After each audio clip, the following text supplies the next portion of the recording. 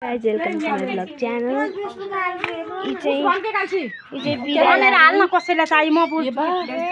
इनको माउलाई केले खाइदियो पाँचवटा छन् 4-5 दिन भयो अनि माइजूले चाहिँ यिनीहरूलाई दुध खुवाउनु पर्छ फेरि त्यसैमा चोक्नु भयो भैँसीको दुध छ केमा चोक्नु र न त त्यसले टालिराख्या त्यही गरेर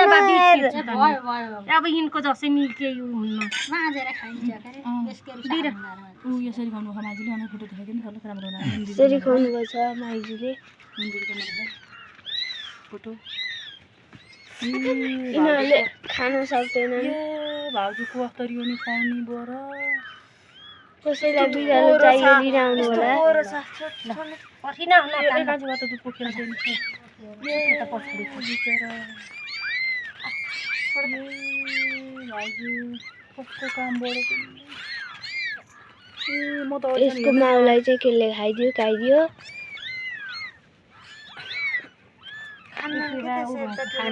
त्यही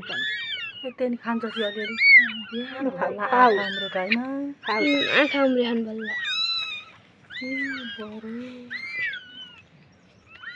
निप्पलमा चुस्दैनन् होला यिनीहरूको त्यत्रै हो मुक्ति सानो छ हेर 1 महिनाको बस्दा आफै नि गरेर खाल्नु नि गरे 1 महिना खान्छन् डबल खाइदिनु दिन अरे त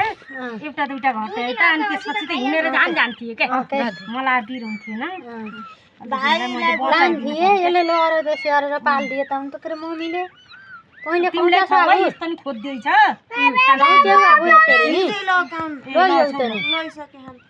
मम्मीले लिए भने छ नि हजुर मम्मीले नि लिए भने छ नि बोरे ल्याउले खानु थियो हिजो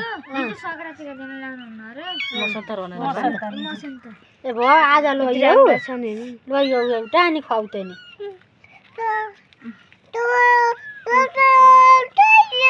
डराउनु नि तिमी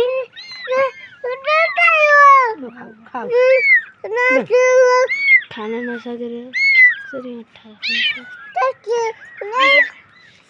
हो त्यसो भने अलि घाँटी बिल्ला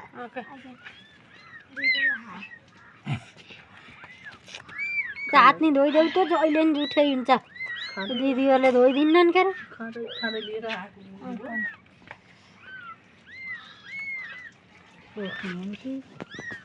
मम्मी हामीले नि एउटा लैजाऊँ है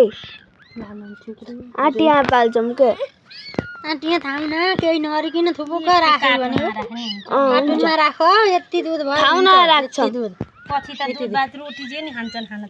खान्छन् ढिँडो नि खान्छन् रोटी